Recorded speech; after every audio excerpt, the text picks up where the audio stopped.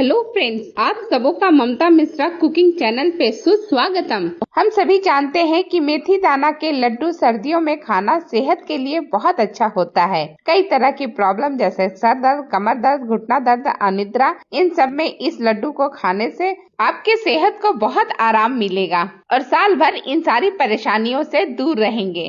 Recipe simple है तो आप इसे ट्राई जरूर कीजिएगा। साथ ही रेसिपी अच्छी लगे तो वीडियो को लाइक, शेयर और ढेरों कमेंट कीजिए। चैनल पे नए हैं तो इसे सब्सक्राइब भी अवश्य करें। चलिए इस लड्डू को बनाते हैं।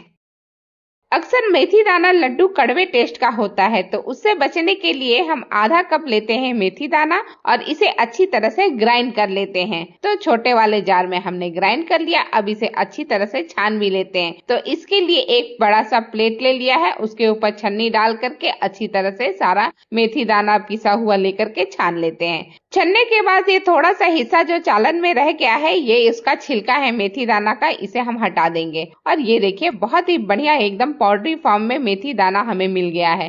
पास से देखिए इसका लुक और टेक्सचर बहुत ही कमाल का पीस करके रेडी हुआ है। अब इसे भिगोते हैं। तो भिगोने के लिए मैंने बाउल में ले लिया है। थोड़ा थोड़ा करके दूध डालेंगे और दूध हम नॉर्मल टेम्परेचर पे ही रखेंगे और पौना कप के करीब दूध डाला है और अच्छी तरह से इसे चला लेंगे जिससे कि दूध और मेथी दाना पाउडर मिक्स हो जाए। और फिर इसे हम कम से कम 7 से 8 घंटे के लिए इसी तरह से भिंगा हुआ छोड़ देंगे। तो ढक्कन लगा करके इसे एक साइड में रख देते हैं। अगले दिन हमने ये कुछ ड्राई फ्रूट लिया है जिसमें काजू, बादाम, पिस्ता है, कुछ किशमिश है, कुछ थोड़ा सा मगज लिया है, चिरौंजी लिया है और साथ ही पोस्ता लिया है और लास्ट में हमने लिया है नारियल का बुरादा और इसके साथ हमने मखाना लिया है। ये सारी चीजों को हमें अच्छी तरह से फ्राई करना है, यानी हल्का भून लेना है। इस रेसिपी को बनाने के लिए मैंने 250 ग्राम यानी कि 1 कप घी लिया है और स्टार्टिंग में मैं 2 चम्मच घी ही कढ़ाई में डाल रही हूँ। तो देसी घी जब गर्म हो जाए तो इस तरह से काजू, बादाम और पिस्ता को एक साथ डाल करके फ्राई कर लीजिए। हल्का सा बस 1 मिनट तक इसे लगातार चलाते हुए मीडियम फ्लेम पे भून लीजिए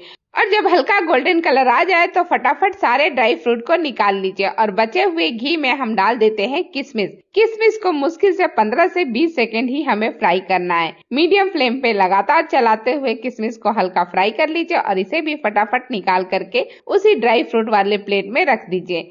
अब हम इसी बचे हुए घी में डालते हैं मखाना। मखाना लास्ट में ही ड्राई फ्रूट में डालिएगा और इसे भी लगातार चलाते हुए भून लीजिए। लास्ट में डालने का कारण यही होता है कि मखाना बचा हुआ सारा घी ऑब्जर्व कर लेगा। जितना ज्यादा घी डालेंगे उतना ऑब्जर्व कर लेगा। मखाना भी भून चुका है तो इसे भी निकाल दिया है। फिर उसी कढ़ाई में हम डाल देते हैं नारियल का बुरादा और इसे भी लगातार चलाते हुए हम भून लेते हैं। ड्राई फ्रूट की अमाउंट आप कम या ज्यादा अपने हिसाब से कर सकते हैं। 30 सेकेंड के बाद हम इस नारियल के बुरादे को भी निकाल करके हटा देते हैं और ये जो हमने लिया हुआ है कुछ ड्राई फ्रूट था, काजू, बादाम, पिस्ता, उसको हमने मिक्सी के जार में डाल दिया और साथ ही मखाना भी डाल दिया। इस सारी चीजों को अच्छी तरह से पीस लेंगे और एकदम पाउडरी फॉर्म में इस तरह से पीस करके निकाल लेंगे।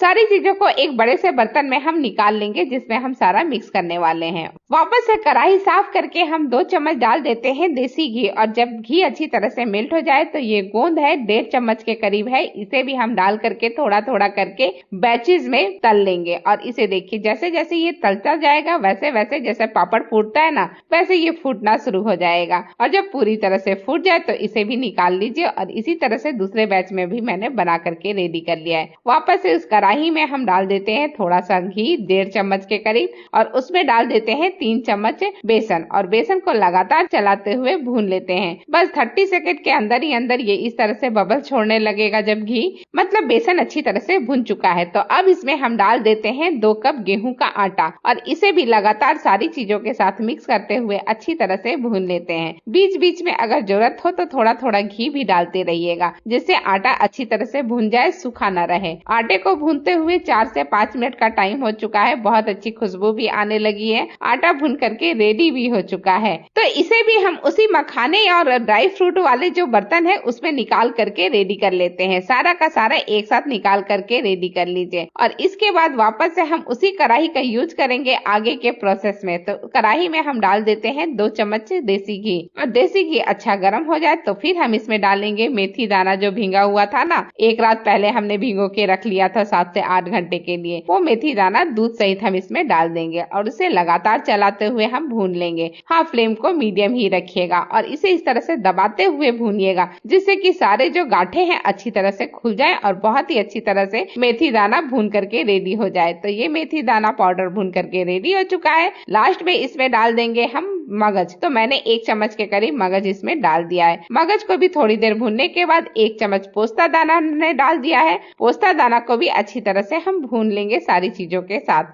हाफ मिनट मगज और पोस्ता को भूना है। मेथी दाना पाउडर को भूनते हुए 4 से 5 मिनट का टाइम हो चुका है। अच्छी तरह से भून चुका है। तो इसे भी हम सेम प्लेट में या सेम बर्तन में निकाल लेते हैं जिसमें कि आटा और ड्राई फ्रूट हमने डाल रखा है। अब बिल्कुल अच्छी तरह से रेडी हो चुका है। चलिए हम किशमिश भी इसमें डाल देते हैं जो भून करके हमने रेडी किया था। साथ ही चिरौंजी भी इसमें डाल देते हैं और जो नारियल का बुरादा हमने अच्छी तरह से भून करके रखा था उसे भी डाल दिया है। थोड़ा सा आधा चम्मच के करीब हम डाल देते हैं पिसी हुई काली मिर्च पाउडर और इसके बाद हम इसमें डाल देते हैं इलायची पाउडर। तो आधे चम्मच छोटी वाली चम्मच से हमने इलायची पाउडर भी डाल दिया है। थोड़ा सा जायफल भी घिस करके डाल देते हैं, बहुत थोड़ा सा, मतलब कि 1/4 चम्मच से भी कम, छोटी वाली चम्मच से बता रही हूँ। अब सारी चीजों को अच्छी तरह से सूखा ही मिक्स कर लीजिए। बहुत ही अच्छी तरह से हाथों से ही आप मिक्स कीजिएगा, कोई भी चीज ज्यादा गर्म नहीं है, बहुत फटाफट मिक्स हो जाता है। अब इसे रखते हैं एक साइड में और जो गोंद है वो अब अच्छी तरह से ठंडा हो चुका है। मैंने प्लेट में निकाल लिया था। तो इसे पोटैटो मैशर के हेल्प से हम अच्छी मसल करके रेडी कर लेंगे। ये देखिए बिल्कुल पाउडरी फॉर्म में मसल करके रेडी हो चुका है। तो इसे भी हम उसी प्लेट में डाल देते हैं जिसमें कि हमने बाकी सारा चीज डाला था। तो सारी चीजों के साथ इसे भी हम मिक्स कर लेंगे, लेकिन अभी नहीं, थोड़ी देर बाद। तो वापस से हमने कढ़ाई में 1.5 चम्मच डाला है देसी घी और ये हम डाल देते हैं 2 कप के करीब गुड़। और गुड़ हमने पिसा हुआ ही लिया है जिसे यहाँ पर शक्कर कहा जाता है,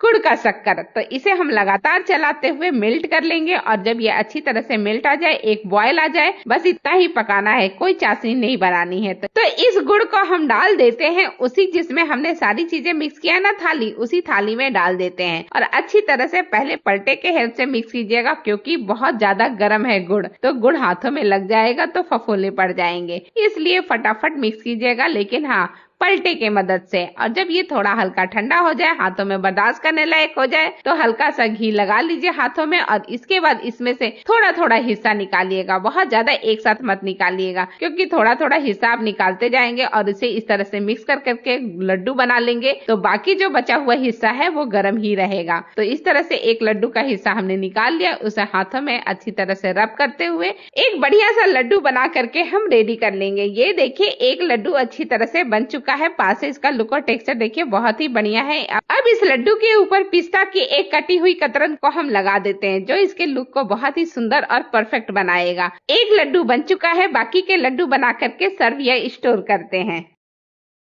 ये लीजिए हेल्थ बेनिफिट से भरा हुआ बहुत ही सुपर हेल्दी, सुपर टेस्टी मेथी दाना के लड्डू बन करके बिल्कुल रेडी है सर्विंग प्लेट में। पास से इसका लुक और टेक्सचर देखिए बहुत ही कमाल का और बहुत ही सुंदर लग रहा है। ये देखिए एक लड्डू मैं आपको और पास से दिखा रही हूँ, बिल्कुल परफेक्ट और बिल्कुल बढ़िया तरीके से बन करके रेडी हुआ है। इस एक लड्डू को आप गर्म दूध के साथ खाएं और शरीर के सारी थकावट, सारे दुख दर्द से दूर हो जाएंगे। और रेसिपी बिल्कुल सिंपल है तो आप ट्राई जरूर कीजिएगा। इसी के साथ वीडियो समाप्त करती हूँ। आप सबों का धन्यवाद। Thank you.